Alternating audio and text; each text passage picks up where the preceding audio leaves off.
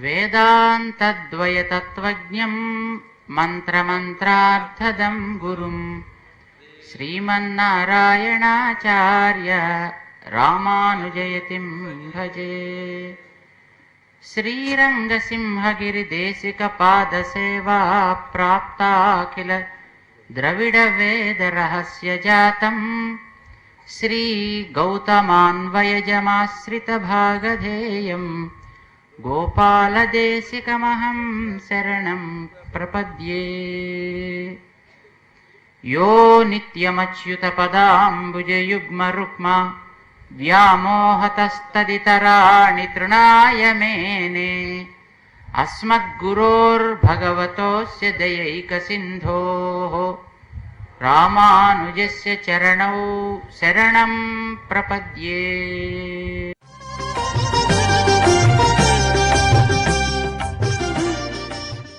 ఏమిటి లేని వాళ్ళలో అసూయపడినటువంటి వాళ్ళు అసూయలో ఏం చేస్తారంటే దోషం లేని చోట దోషాన్ని చూపిస్తారు. ఆ కళ్ళు చాలా అందంగా ఉన్నాయన్న, ఏం కళ్ళండి పెద్ద పెద్ద మిడిగుడ్లు అంట. కళ్ళు చాలా అందంగా ఉన్నాయన్న అందం ఈ మాట ఎలా ఉంది, మిడిగుడ్లు అంటే ఎలా ఉంది అంటే వాడికి అందంలో దోషం కనిపిస్తుంది, మంచితనంలో ఓ వికారం కనిపిస్తుంది. అటువంటి స్థితి ఇప్పుడు ఇంద్రుడు అటువంటి స్థితిలోనే ఉన్నాడు. వాళ్ళ యొక్క గోపకుల యొక్క ఆ భక్తి శ్రద్ధల్ని గమనించలేకపోయాడు, అసూయపడ్డాడు. అసూయపడి బాధ పెట్టాలని ప్రయత్నించాడు. ఉద్యత్ సంపద నమ్మి నందతనయోద్యోగంబునన్ వెర్రులై మధ్యాగంబు విసర్జనీయమనిరి మర్చుల్ వడిన్ మీరు మీ విద్యుల్ వల్లుల గప్పి గర్జనములను వేధించి గోవుల్ జనుల్ సజ్జోమృత్యువు బంద రాల్ గురీడి. రాళ్ళని వర్షించండి, మామూలు వర్షధారులు కాదు. మనం అనుకుంటే వడగళ్ళవా అని అనుకోవచ్చు, పెద్ద పెద్ద వడగళ్ళు పడ్డాం అనుకోవచ్చు, లేదు రాళ్లే రాళ్ళు కురవండి మేఘాలు, వడగళ్ళు అనుకుందాం. పెద్ద పెద్ద వడగళ్ళు పడితే వడగళ్ళు పడేటప్పటికి కొన్ని పువ్వులు చచ్చి మాడిపోతాయండి. కొన్ని కాయలు వడగళ్ళు పడ్డప్పుడు ఆ మామిడికాయలు గట్టి పడిపోతాయి, ఆ మామిడికాయలు తినలేవు, అలా అయిపోతాయి. మనుషుల మీద పడితే డమ్మని వెళ్ళిపోవచ్చు కూడాను అని నేను ఆయన మామూలుగా రాడు, నేను ఐరావతాన్ని అధిరోహించి వస్తా, నేను మేము అనుకుంటా కదా, మీరు ముందు వెళ్ళండి అన్నాడు. అన్న తర్వాత మేఘాలు వాటి పని ఆరంభించాయి, కురుస్తున్నాయి. వీళ్ళు పాపం అయ్యో అయ్యో కన్నయ్య నువ్వు చెప్పావని మేము చేస్తే ఇదిగో ఇది మాకు ఫలితం అని వీళ్ళంతా కొంచెం మనస్సులో భయపడతారు కదా, వాళ్ళ అమాయకులు అని. ఆళ్వార్లు మొదలైనటువంటి వారైతే వాళ్ళు అడగకుండా కాపాడాడంటారు. మన వ్యాసుల వారు అడిగితే కాపాడాడన్నట్టుగా మనకి అనుగ్రహిస్తారు. కృష్ణ కృష్ణ మహాభాగ త్వన్నాథం గోకులం ప్రభో త్రాతుమరాసి దేవాన్న కుపిత భక్తవత్సల. భక్తుల పట్ల వాత్సల్యం చూపించేటువంటి ఓ మహానుభావ, నువ్వు మమ్మల్ని రక్షించవలసింది, మా గోకులానికి నాథుడైనటువంటి స్వామి మమ్మల్ని రక్షించు కృష్ణ కృష్ణ మహాభాగాన్ని ప్రార్థన చేస్తే ఇది వాడి ఇంద్రుడి యొక్క పని అని చెప్పి ఆయన తెలుసుకుని వెంటనే అనుకున్నాడు, ఈ ఇంద్రయజ్ఞాన్ని నేను నివారించమనడం చేత కదా ఇది జరిగింది, వీళ్ళందరినీ రక్షిస్తాను, ఆ గర్వాన్ని అణగొడతాను, ఆ తమోగుణాన్ని నాశనం చేస్తాను అని అనుకుని తస్మాత్ మచ్చరణం గోష్టం మన్నాదం మత్పరిగ్రహం గోపయే స్వాత్మయోగేన స్వయం మే వ్రత ఆహిత. ఇక్కడ ఒక విశేషం అండి, ఇది నా వ్రతం, వీళ్ళని రక్షిస్తా అనుకున్నాడు. వినత వివిధ భూత వ్రాత రక్షైక దీక్షే అంటారు భగవద్ రామానుజులు. తాన్ని ఆశ్రయించినటువంటి వాళ్ళనే కాదు, ఆశ్రయించినటువంటి వాళ్ళకి సంబంధించినటువంటి వాళ్ళని కూడా రక్షిస్తాడు. ఈయన వాళ్ళు ఆవులు ఆ మిగిలిన వస్తువులు అవి ఇవి కుండలో అవి తెచ్చుకుని ఉంటారు కదా, అవేమి ఈయన రక్షించమని అడగలే. ఎవరు అడిగారు? పోనీ పాపం గోపకులు ఒక్కళ్ళు అడిగారు. అడిగితే ఈయన వెంటనే ఆ గోవర్ధన పర్వతాన్ని ఎత్తి ఒక చిటికిన వేల మీద నిలబెట్టి, ఇది విశేషం, చిటికిన వేల మీద నిలబెట్టి ఈ కిందకి రండి అని ఆయన అడిగినటువంటి గోపకులని గోపికలని వాళ్ళనే కాక ఆ గో సమూహాన్ని అంతని కూడా వారి వస్తువులతో పాటు కాపాడాడు. 7 రాత్రులు 7 పగళ్ళు ఆయన వర్షధారలు కురిపిస్తే పిడుగులు పడుతుంటే ఉరుములు, వాడు తర్వాత వడగళ్ళు రాళ్లవాన కురుస్తుంటే 7 రాత్రులు 7 పగళ్ళు ఆయన వాళ్ళని కాపాడాడు. అవలీలగా ఒక చేతితో అంటే ఒక చేతి చిటికిన వేలుతో ఎత్తాడు. ఇక్కడ చమత్కారంగా ఒక చిన్న మాట అని చెబుతారు. ఈ మాట మనకి కృష్ణ కర్మామృతంలో మనకి లీలాసుగుల వారు చెప్తారు. 7 రాత్రులు 7 పగళ్ళు ఇలా స్తబ్ధ అన్నాడు కదా ఆయన. ఈయన స్తబ్దుడిలాగే ఉన్నాడు. చిటికన వేల మీద ఎత్తాడు. ఎత్తి వీళ్ళందరినీ రక్షించాడు. ఎవరి కోసం రక్షించాడు? వాళ్ళని రక్షిస్తాం, తనని తాను కాపాడుకోవడం అన్నమాట. తన భక్తుల్ని కాపాడుకోవడం అంటే తనని కాపాడుకోవడం అని చెప్తాడు ఆయన. ఆయన మంచి స్వారస్యంతో నా చూడు నేను ఎలా ఆశ్రయించినటువంటి వాళ్ళని కాపాడుతున్నాను అని చెప్పి మనందరినీ కూడా ఆశ్రయించండిరా మిమ్మల్ని రక్షిస్తా అని చెప్తున్నాడు అన్నమాట ఈ గాథతోటి. ఇక్కడ ఈ ముసలి వాళ్ళు ఉంటారు కదా, వాళ్ళందరూ అనుకున్నారట, అబ్బో 4-5 రోజులు అయింది, చిటికిన వేల మీద పిల్లవాడు 7 ఏళ్ల పిల్లవాడు చిటికిన వేల మీద ఎత్తి గోవర్ధన పర్వతాన్ని ఎత్తి వీళ్ళందరినీ కాపాడుతున్నాడు, కిందకి రమ్మన్నాడు. అంటే వీళ్ళు అనుకున్నారట వీళ్ళ దగ్గర పాపం మంచి మంచి గడకర్రలు, చేతి కర్రలు, ముళ్ళు కర్రలు ఇవన్నీ ఉన్నాయి. ఎంతమంది 5 లక్షలు ఉంటారట. 5 లక్షల గోపికలు ఉన్నటువంటి ఊరది. మగవాళ్ళు ఎంతమంది ఉన్నారో లెక్కెట్టుకోండి. వాళ్ళందరూ అనుకున్నారట పాపం మన కన్నయ్యరా 5 రోజులు అయిపోయిందిరా, ఇలా చెయ్యిన పెడుతుందో మేరా చూద్దాం రా అని మేము కన్నయ్య నువ్వు కొంచెంసేపు ఉండు, ఇలా ఉండు, మేము ఈ కట్టెలన్నింటినీ ఈ కర్రలన్నింటినీ బోటు పెడతాం. మరి బోటు పెడితే మన పందిళ్ళు అవి నిలబట్టాలి లేదండి ఈ స్తంభాల వల్ల, అలాగా ఈ కర్రల్ని బోటు పెడతామన్నట్ట అని నీ భుజాన్ని నెప్పెట్టిందేమో ఏమో బోటు పెట్టి దీన్ని ఆపుతామంటే వాళ్ళు బోటు సరే కానీ మన ఆయన తీసేయలే వేలు తీసేయక ఈ కర్రలు బోటు పెట్టారు. బోటు పెడితే కొంచెం ఇలా వేలు కొద్దిగా ఇలా అన్నట్ట ఆ పర్వతం పడిపోతుంది. వీళ్ళ బోటు కాగుతుందా? రక్షించేటువంటి వాడు ఆయన అయితే ఒరే నిన్ను రక్షిస్తాను రా అంటే నేను నా సంగతి నేను చూసుకుంటానులే అనకూడదండి. మనం రక్షణని తిరస్కరించకూడదు, పరమాత్మని ఆశ్రయించాలి. ఆశ్రయించినటువంటి పరమాత్మని నమ్మాలి, విశ్వాసం కలిగి ఉండాలి. ఇది విశేషం అన్నమాట. అటువంటి విశ్వాసం మనకి కలిగి ఉంటే ఆయనే అన్ని కష్టాలు పడతాడు. ఆ గోవర్ధన పర్వతాన్ని 7 రాత్రులు 7 పగళ్ళు ఆయన ఎత్తి కాపాడినట్లుగా మనల్ని కూడా కాపాడుతాడు. అదా భగవాన్ గోపాన్ హేంబద్ మీరందరూ రండి ఇక్కడ రండి అని చెప్పి ఈ మొత్తం ధరాతలం మొత్తం అన్నీ కూడా మీద పడ్డా ఈ కొండ కదులుతుందని భావించకండి, ఈ కేలు అల్లాడదు అని చెప్పి అందరినీ తన యొక్క సహజ శక్తి ఆయనకి స్వాభావికి జ్ఞాన బల క్రియాచ అటువంటి వాడు ఆయన. స్వాభావికమైనటువంటి గుణాలు ఆయనకి 6 గుణాలు, అందులో శక్తి బలం ఇవన్నీ ఉన్నటువంటి వాడు. అటువంటి వాడు తన సహజ శక్తిని ప్రదర్శించేటప్పటికీ ఇక ఇంద్రుడికి ఏడ్చి పిల్లవాడు ఏం చేస్తాడు, కాళ్ళు కొట్టి అవి కొట్టి ఇవి కొట్టి ఊరుకుంటాడు. తల్లి దగ్గరికి వస్తాడు, లేకపోతే నాన్న దగ్గరికి వెళ్తాడు. అలాగా 7 రాత్రులు 7 పగళ్ళు వర్షం కురిసిన తర్వాత వాడి ఇంకా వర్షం కురిపించేటువంటి శక్తి వాడి దగ్గరికి లే. అయ్యో ఈ శక్తిని నేను తెలుసుకోలేకపోయినా అహంకరించాను అని ఈ గోపకులు. తర్వాత వర్షం తగ్గింది, ఒరే మీరందరూ ఇంట్లోకి వెళ్ళండి రా, మీరు వెళ్ళండి అమ్మా నాయన తాత అన్న తర్వాత ఇళ్ళకి పంపించాడు. పంపించిన తర్వాత మరి అందరిలోనూ వచ్చాడని మనకి అందరూ చెబుతారు. అలా కాదు, వాడు ఒక్కడే వచ్చాటండి. ఇంద్రుడొక్కడు వచ్చాడు. ఇంద్రుడితో పాటు మా సంతానాన్ని కాపాడాడే స్వామి అని చెప్పి కామధేను సురభి అంటారు, ఆవిడ కూడా కామధేను కూడా వచ్చింది. ఇద్దరు వచ్చారు. వచ్చిన తర్వాత కృష్ణస్వామిని ప్రార్థన చేశారు.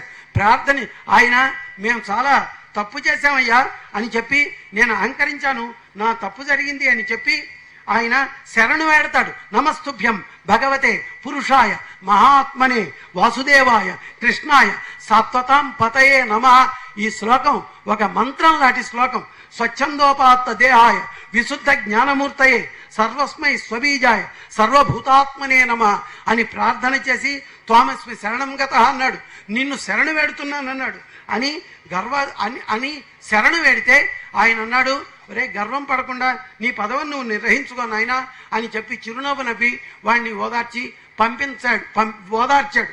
కామధేను అంది, నా పిల్లలంతా నువ్వు రక్షించావు స్వామి, నువ్వు ఇంద్రుడివి అని కీర్తించింది. ఇంద్రుడు అంటే పరమ ఐశ్వర్యం కలిగినటువంటి వాడు అని సంస్కృత భాషలో దానికి అర్థం, ఉత్పత్తి అర్థం. ఆ ఇంద్రుడు కాదు. పరమైశ్వర్యం అంటే లక్ష్మీదేవిని తన అధీనంలో ఉంచుకున్నటువంటి స్వామి. అటువంటి వాడు పరమైశ్వర్యం కలిగినటువంటి వాడు. అంటే ఐశ్వర్యం ఎవరిది? మనది కాదు, స్వామిదే ఐశ్వర్యం.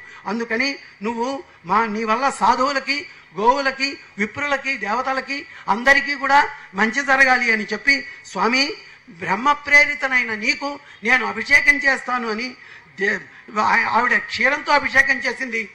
మన ఇంద్రుడు ఐరావతం తొండంతో తీసుకొచ్చినటువంటి జలాలతో, పవిత్రమైనటువంటి జలాలతో ఆయన అభిషేకం చేశాడు.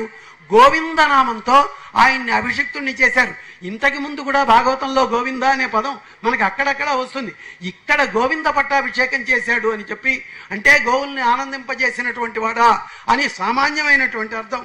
అప్పుడు తుబ్బురుడు, నారదుడు మొదలైనటువంటి వారంతా బాగా చాలా ఆనందించి వాళ్ళంతా పాడారుట, అప్సరసలు నాట్యం చేశారుట. ఈ విశేషాన్నంతని తలుచుకున్నటువంటి వాళ్ళకి ముక్తియే అని చెప్పి మనకి అంటే పరమాత్మ యొక్క సమస్తమైనటువంటి కరుణకు, వాత్సల్యమునకు, ఆయన యొక్క అనుగ్రహానికి మనం అంతా పాత్రలం అవుతామని చెప్పి ఆ ఘట్టంలో మనకి వ్యాసుల వారే ఒక అందమైన శ్లోకాన్ని కూర్చారు. ఇక్కడ విశేషం ఏమిటంటే గోవులు, గోశబ్దం, గోవర్ధనోద్ధరణము అంటే అనేక విశేషమైనటువంటి అర్థాలని మా స్వామివారు నిన్న తెలియజెప్పారు. గో శబ్దానికిట స్వర్గం, ఇషు అంటే శరం బాణం, పశువు, వాక్ వజ్రం, సుదర్శనం, గృణి, నేత్రం, అంబు, వృష్టి, వీటన్నిటికీ గోపదం వర్తిస్తుంది. గోవర్ధనోద్ధరణం ఒక్క మాటలో చెప్పుకోవాలంటే గోవంటే ఆత్మ అని మనకున్నట్లయితే ఈ ఆత్మని ఉద్ధరించేటువంటి వాడు స్వామి. ఆత్మని ఉద్ధరించడం అంటే మనం పరమాత్మని మనమే జీవులు, నేనే ఫలానా అని అనుకోవడం కాకుండా మనకి అంతర్యామిగా పరమాత్మ వేయించేసి ఉన్నాడు. ఆయనతో ఉండేటువంటి, ఆయనతో వివాదం లేకుండా మన స్వాములు పెద్దలు అనుగ్రహించినట్లుగా మనం పరమాత్మతో సంబంధాన్ని ఏర్పరచుకుని ఉన్నట్లయితే మనల్ని అవలీలుగా ఎత్తుతాడు. ఆ గోవర్ధన పర్వతాన్ని ఆయనటండి ఏదో కష్టపడి ఎత్తలే, ఒక పూల చెండుని ఎత్తినట్లు.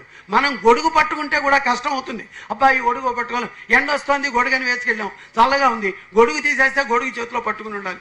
ఈ బాధ ఇది భరించలేం. ఇది బరువు మనకి.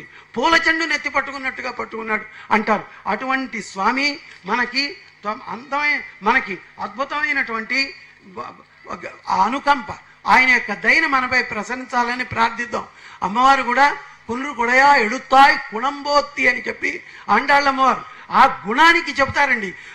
అంటే గోవర్ధన పర్వతాన్ని ఇచ్చి ఆశ్రితులని అనాశ్రితుల్ని రక్షించినటువంటి నీ గుణం. ఆ గుణం అంటే ఏమిటి? సహజంగా అందరితో కలిసిపోయేటువంటి స్వభావం. ఆనృశంసం పరోధర్మ అంటారు. ఆ జాలి, అయ్యో వీళ్ళు కష్టపడుతున్నారే, ఈ కష్టాన్ని నుంచి నేను తొలగిస్తాను అనేటువంటి భావం. అటువంటి భావం కలిగి వాళ్ళు ప్రార్థించలేదనుకుందాం, ప్రార్థించడం ఊరికే ప్రార్థిస్తే మాత్రం వినాలనే ఉందండి. ప్రార్థించినా ప్రార్థించకపోయినా వాళ్ళని కాపాడాలి, వీళ్ళు నా వాళ్ళు అని చెప్పి ఒక్క పరమాత్మయే అలా అనుకుంటాడు. అటువంటి ఎడుతాయి గుణంబోతి ఆ గుణానికి మనకి ఆళవందార్ అనేటువంటి మహానుభావులు కూడా గుణమే చెబుతారు. గుణవాన్ రుజు శుచి మృదుర్ దయాళు గుణవాన్. అలాగే కోంగస్మిన్ సాంప్రతంలోకే గుణవాన్ కస్య వీర్యవాన్, గుణవంతుడెవరు అని చెబుతారు అని అడుగుతాడు మనకి వాల్మీకి మహాముని. గుణవంతుడు అంటే మిగిలిన గుణాలు వచ్చాయి, తర్వాత 15 గుణాలు చెప్పాడు. గుణవాన్ అంటే అదంతా కాదు, పెద్దవాడై ఉండి పరాత్పరుడై ఉండి వెర్రి గొల్లలతో కలిసిపోవడం, మనతో కలిసిపోవడం, మనకి కూడా ఆనందాన్ని ఇవ్వడం, మన పూజల్ని స్వీకరించడం, ఇది గుణం. ఇటువంటి గుణంతో గోవర్ధన పర్వతాన్ని ఎత్తి కాపాడినటువంటి స్వామి ఇక్కడ ఒక్క పూరతాడు శ్లోకాన్ని ఒక్క మాట చెప్పుకుని దాసుడు ముగిస్తాడు. గోవర్ధనో గిరివర, గోవర్ధన గిరి ఇవాళ జ్ఞాపకం పెట్టుకున్నాం. ఎందుకు జ్ఞాపకం పెట్టుకుంటున్నాం? యమునా నది సా, ఆ యమున అక్కడెక్కడో ఉందండి. యమునట కృష్ణుడు దాంట్లో స్నానం చేసేట అని ఎందుకు అనుకుంటున్నాం? ఇవాళ కూడా ఎప్పుడైనా అటువైపు పెడితే యమునా నదిలో స్నానం చేయాలి. ఎందుకు తహతహలాడుతున్నాం? బృందావనానికి ఎడుతున్నాం.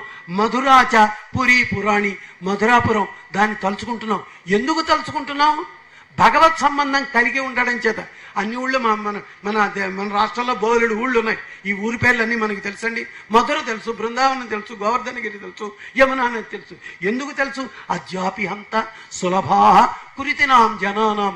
ఇవాళ కూడా ప్రాప్యములై ఉన్నాయి, మనం వెళ్ళి సేవించుకోదగినవై ఉన్నాయి. ఎందుచేత? ఏతే భవచరణచార జుష ప్రదేశ, నువ్వు తిరిగిన ప్రదేశాలు.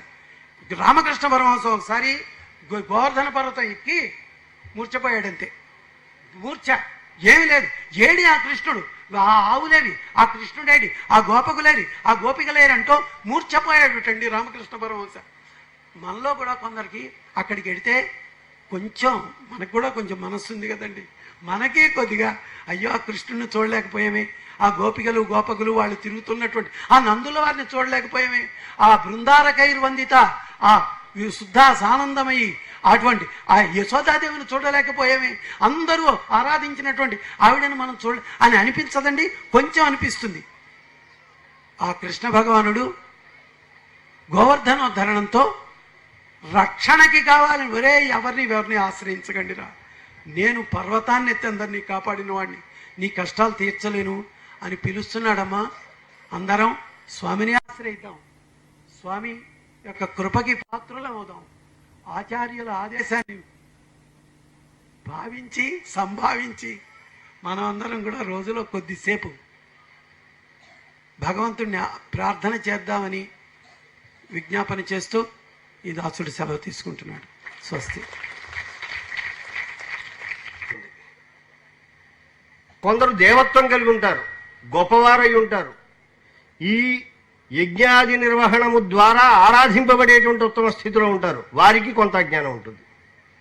ఈ రెండు అజ్ఞానాలు ఒకటే. వెర్రితనం డబ్బు గలవాడికి వచ్చినా, డబ్బు లేని దరిద్రుడికి వచ్చినా ఇద్దరి దగ్గర వెర్రితనమే. ఇద్దరిని వెర్రివాళ్ళే అంటాం. వాడికి డబ్బు ఉండటం ఉండకపోవడం తేడా ఏం లేదు. వాడు దేవేంద్రుడైన అజ్ఞాని, వీడు వేదం చదువుకున్నటువంటి విప్రోత్తముడైన అజ్ఞాని. కృష్ణుడు రాముడు ఇద్దరు వనంలో కూర్చున్నారట. వాళ్ళంతా చుట్టూ ఉన్నటువంటి పిల్లలంతా అడిగారు, నాయనా మాకు ఆకలిగా ఉందయ్యా, కాస్త ఏదైనా తెచ్చుకునేటువంటి పదార్థం, తినడానికి పదార్థం కావాలి అన్నారు. అప్పుడు కృష్ణుడు అన్నట్టు, ఏం పర్వాలేదయ్యా, ఇగో ఇక్కడ విప్రులు యజ్ఞం చేస్తున్నారు, అక్కడికి వెళ్ళండి. అక్కడ పత్నిశాల అని ఒకటి ఉంటుంది, ఆడవాళ్ళకి ప్రత్యేకంగా ఒక శాల నిర్మాణం చేస్తారు, యజమాన పత్నిశాల.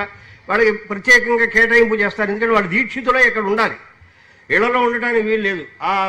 ఆ సత్రం పూర్తయ్యేంత వరకు అక్కడికి వెళ్ళి ఆడవాళ్ళు ఉంటారు, వాళ్ళ దగ్గరికి వెళ్ళి అమ్మ మాకు కావాలి కాస్త పదార్థం అని అడిగితే వాళ్ళు ఇస్తారు అన్నారు. సరే, ఈ పిల్లలు వెళ్ళారు, యజ్ఞశాల దగ్గరికి వెళ్ళారు. అక్కడ బ్రాహ్మణులు కనిపించారు.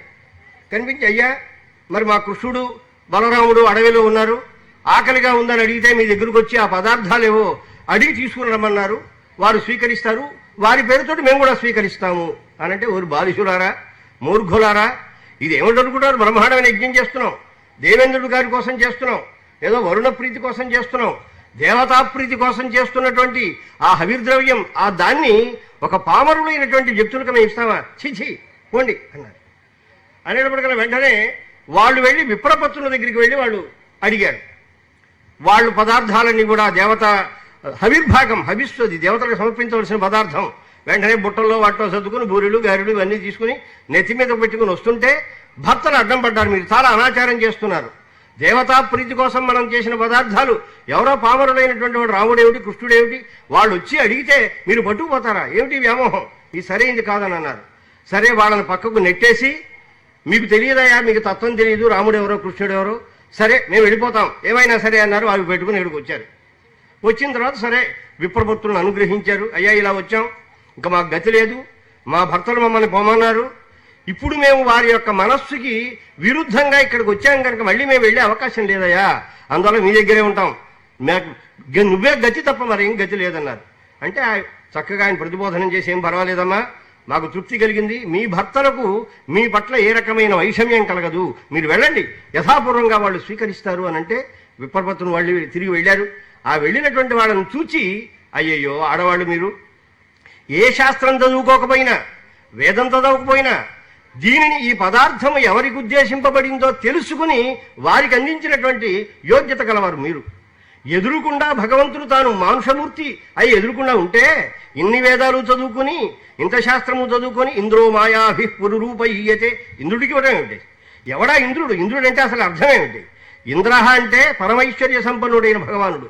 మాయాభి పురురూపయ్యతే, తన దగ్గర ఉండేటువంటి ఆశ్చర్యకరమైన శక్తుల చేత పురురూప ఇయ్యతే, అనేకములైనటువంటి అవతార రూపములతోటి అందరి చేత పొందింపబడతాడు అని అవతారతత్వాన్ని ఆ వేదం చక్కగా చెబుతుంటే దాన్ని వదిలిపెట్టేసే కృష్ణుడు రాముడు అవతార పురుషులు సాక్షాత్ భగవంతుడిని మరిచిపోయి ఇంద్రుడికి ఇవ్వటం ఏమిటి?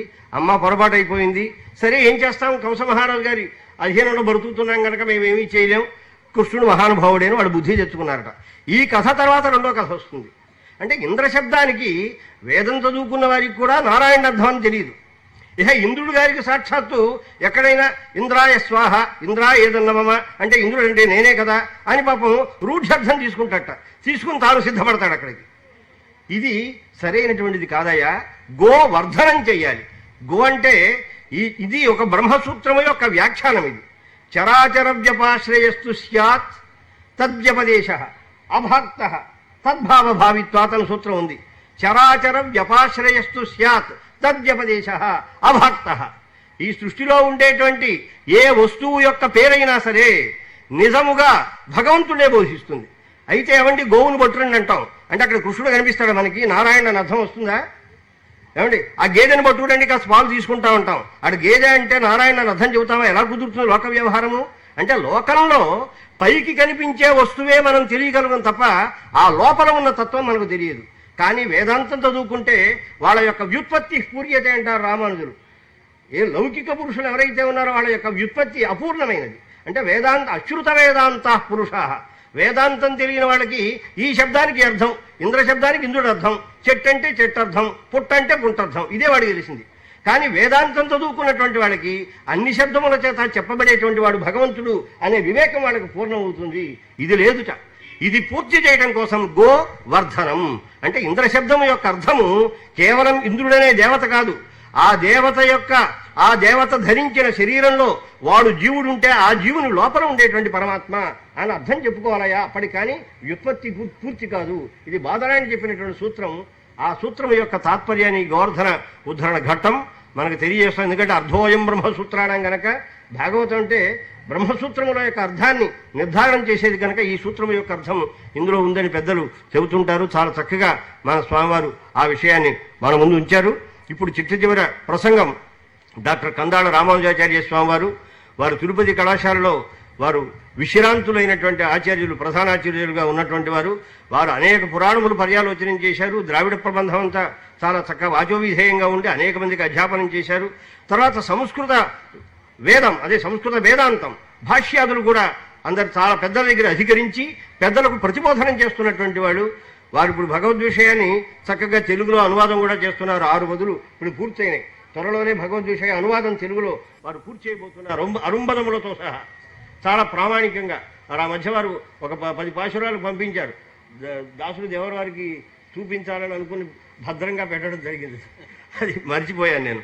అటువంటి పెద్దలు వారు నరకాసుర వధ, మొన్ననే మనం దీపావళి జరుపుకున్నాం. ఈ నరకాసురుడు ఎవరు, వాడిని వధించితే మనకు వచ్చేటువంటి ఒదిగేది ఏమిటి, ఇగో ఈ విషయం, ఈ లీలను చక్కగా వారు మన ముందు ఉంచుతారు. శ్రీరంగార్య గురో పుత్రం శఠకోపమహం భజే అస్మద్ గురుభ్యో నమః. శ్రీ శ్రీ తిదండి శ్రీమన్నారాయణ రామానుజ చిన్నజీయర్ స్వామి వారి పాదపద్మములకు, అహోబిల స్వామి వారి పాదములకు ప్రణామం సమర్పించి పండిత ప్రకాండులు భవభూతి ఓ చక్కని మాట అన్నాడు. ఋషీణాం పునరాజ్యానాం వాచమర్థోనుధావతి అని. మనలాంటి సామాన్యులు మాట్లాడితే మనం ఏ అభిప్రాయాన్ని చెప్పదలుచుకున్న అభిప్రాయాన్ని చెప్పగల పదాలను వెతికి మనం మాట్లాడాలి. పెద్దలు ఋషులు మాట్లాడితే వారు ఏది మాట్లాడినా మాట్లాడిన పదం వెనుక అర్థం వచ్చి చేరుతుంది. వాక్కు వెంట అర్థం పరిగెత్తుతుంది పెద్దలు మాట్లాడితే. ఎందుకు చెప్పుకొస్తున్నానంటే, ఒక 2 రోజుల క్రితం హైదరాబాద్ జట్టులో స్వామివారిని దర్శించుకోవడానికి దాసుడు వెళ్ళాడు. అక్కడ స్వామివారి కృపతో నరకాసుర వైభవం చెప్పండి అని సూచించారు. అనుకున్నాను దీనికి అది మరి వాచమర్థోనుధావతి, తర్వాత మీరు దీన్నే చెప్పాలి అని వారు సూచించారన్నమాట. బాగా స్మరణమైంది. పెద్దలు మహానుభావులు అలా మాట్లాడతారు. అందులో మనం ఇంకొక విషయాన్ని కూడా గమనించాలి. ఇప్పుడు తగినటువంటి ఈ గోవర్ధన పర్వత గాథ, అలాగే పూతన శకటాసుర గాథ, ఇవన్నీ మనకు ఏ విషయాన్ని చెప్తున్నాయంటే, శబ్దాన్ని పరిశీలించండి. మనము నోరు తెరిచి ఏ చిన్న మాట మాట్లాడిన మాటకు అది అర్థమే కాదు, దాని వెనక ఎంతో అంతరార్థం, ఆంతర్యం ఉంటుంది. ఏకశబ్ద సమ్యజ్ఞాత సుష్టు ప్రయుక్త స్వర్గే లోకే చ కామదుగ్భవతి అంటాడు పతంజలి మహాభాష్యంలో. ఒక్క శబ్దమైనా చాలు, చక్కగా తెలుసుకొని చక్కగా ప్రయోగిస్తే ఇహ పరములు 2 లభిస్తాయి అని పతంజలి మహర్షి యొక్క ఆశాసనం. మనము మాట్లాడే మాట, మనం విన్న శబ్దం కేవలం మనకు అందరికీ తెలిసిన అర్థమే కాకుండా చాలా విశేషార్థం ఉంటుంది, ప్రతి దానిలో ఉంటుంది. ఎందుకంటే సర్వే సర్వార్థవాచకా ఒక సిద్ధాంతం. అంటే మనకు కాదు, అది యోగినాం అన్నారు. యోగులకు ఏ శబ్దమైనా మనం అనుకున్న అన్ని అర్థాలను చెబుతుంది, ఇది సిద్ధాంతం. దీన్ని అతి సామాన్యమైన శబ్దానికి కూడా వేదము, వేదాంతము, ఇతిహాసములు పరమైన అర్థాన్ని చెప్పవచ్చు అనటానికి ఒక చిన్న దృష్టాంతం చెప్తాను. మనం ప్రస్తుతం ఉన్న గ్రామాన్ని ఎలా అర్థం చేసుకోవచ్చు? పిట్టలవాని పాలెం అంటున్నారు. ఏంటి పిట్టలు? పిట్ట అంటే ఒక జాతి కాదు, పక్షులకు పేరు పిట్టలు. ఎక్కడ చాలా పక్షులు కీర్తించబడతాయో అది పిట్టలవాని పాలెం.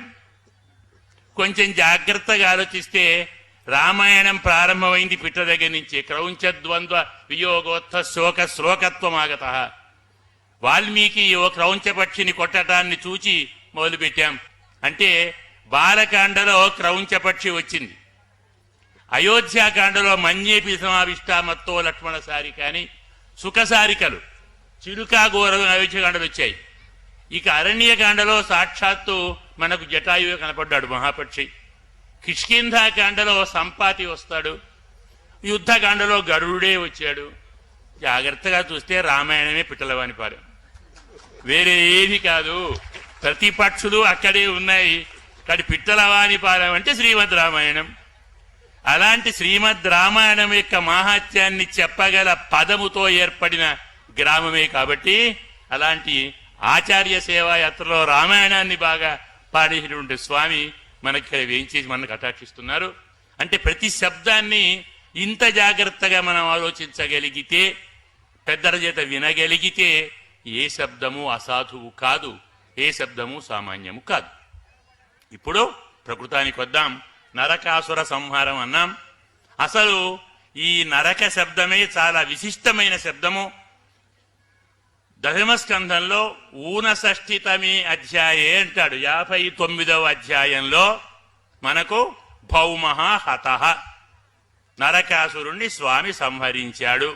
తేన ఆహృతా స్త్రియః కన్యాః సహస్రశః ప్రాప పారిజాతం దివోహరత్. ఇది మనకు శ్రీధరీయ వ్యాఖ్యానంలో. శ్రీధరీయుడు ఒక చమత్కారం ఉంది. ప్రతి అధ్యాయంలో ఏం చెప్పుతారో కథా సంక్షేపాన్ని అందులో వివరిస్తాడు. 59వ అధ్యాయంలో స్వామి నరకుణ్ణి సంహరించి నరకాసురుని చేత అపహరించబడినటువంటి 16,000 మంది స్త్రీలను తాను స్వీకరించాడు. అలాగే పారిజాతం దివః అహరత్, పారిజాత వృక్షాన్ని స్వర్గం నుంచి తీసుకొని వచ్చాడు. ఇది 59వ అధ్యాయంలోని కథ. అంతేకాదు వారిని, ఆ 16,000 మందిని తైస్తైః మనోరథైః ఆత్మారామోపి రేమే గృహేషు గృహస్థవత్ అంటాడు. అతను ఆత్మారాముడైన వారిని వివాహం చేసుకొని వారితో వ్యవహరించాడు. ఎలాగయ్యా అంటే గృహస్థుని లాగా. అతను గృహస్థుడు కాదు. ఎందుకు కాదు మరి అంటే మనలాగా ఇంద్రియ వ్యామోహపరుడు కాడు. పరమాత్మ ఈ 16,000 మంది స్త్రీలు ప్రత్యుత్థాన ప్రత్యుద్గమ, అలాగే ఉత్థాన తాంబూల చర్వణ స్నపన శయన ఆసన పాదసేవాదిభి దాసీశతా అపి విభో వేదస్మ దాస్యం అంటాడు స్వామి. 16,000 మంది భార్యలలో ఒక్కొక్క భార్యకు 100 కంటే ఎక్కువ దాసీజనం ఉన్నారు. అంతమంది దాని ఉన్నవారు కూడా స్వామికి తాను స్వయంగా అన్ని సేవలు చేశారు. ఇంతమంది ఇన్ని రకముల సేవలు చేసిన యస్య ఇంద్రియం ప్రమథితుం కరణైః నసేకుః అంటాడు వ్యాస భగవానుడు. అతని మనస్సును వీరి ఇంద్రియముల చేత చెలింప చేయలేకపోయారు. అది తెలియని వాళ్ళు స్త్రైనం మన్యంతే అంటాడు, స్త్రీలోలుడుగా భావిస్తారు. పరమాత్మ గృహస్థుని లాగా వ్యవహరించాడు, కానీ తాను వ్యామోహంలో పడలేదు. అంటే ఎందుకు చెప్పుకొస్తున్నానంటే నరకాసుర సంహారం అనేది కేవలం నరకాసుర సంహారం వరకే పర్యాప్తం కాదు. నరకాసుర సంహారం ఎందుకు చేశాడు స్వామి అంటే మనం కథ చెప్పుకుంటాం. ఇంద్రుడు సత్యభామ ఇంట్లో స్వామి ఉండగా వచ్చి హృత ఛత్రం వల్లుని ఛత్రాన్ని